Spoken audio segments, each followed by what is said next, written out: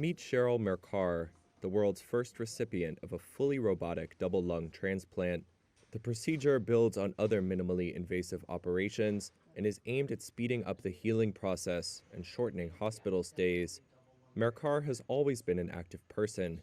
In addition to her work as an emergency medical technician, she is a motorcycle enthusiast and owns a karate school with her husband.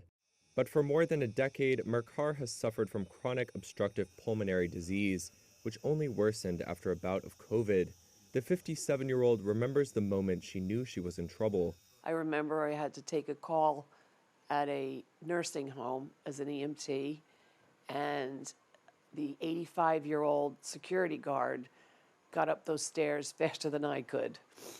And I knew this is not good. She spent years looking for help before the NYU Langone Health Center said she was eligible for a lung transplant. I knew I needed a double lung transplant, and once they put me on the list, I figured, okay, I have a couple more months to go, and 5 days later, I got the call. They said they have a 98% match, and how soon can you get here? And my first reaction was, holy you know what, and I'll be there in 2 hours. Mercar went under the knife at NYU Langone on October 22nd. During the procedure, a team of doctors works in tandem with the robot as it removes the diseased lungs, prepares the surgical site for implantation, and then implants the donor lungs. Dr. Stephanie H. Chang is the surgical director of the lung transplantation program here at the hospital that conducted the procedure. Normal transplant, you do either get a very big incision on both sides of your chest called thoracotomies, or you get just a very big one across your chest where we break your breastbone, and it's called a clamshell. And in either case, you have to put in these big retractors that spread your ribs apart.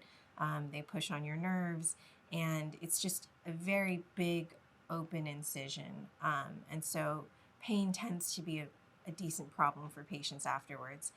In terms of the robotic transplant, instead of something that is probably 8 inches in terms of an incision, we can get it down to a 2-inch incision. And so, and then we put the small ports in for the robot, so there's significantly less trauma on the chest wall, so better healing for the patient and less postoperative pain. Less than a month after the surgery, Mercar is already up and walking at the hospital. When I walk around, I don't need oxygen to do that, and I can breathe. And sometimes my legs get a little tired, but at least I can still breathe. So it's amazing what it's done for me. As she heals, Mercar has had time to reflect on what it means to be the world's first. Cheryl, we were able to do both lungs robotically. You were the first in the world. And when you hear something like that, I don't know how to describe that. That's first in the world. What, there's 8 billion people? And I was the first to have that done. Now, just a few days before she is set to be discharged, she's focused on those who have helped her, including her organ donor. All I know, it was a younger male. That's it.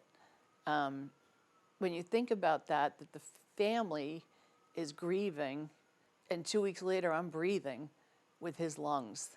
This is huge. This is huge. This has gave me my life back.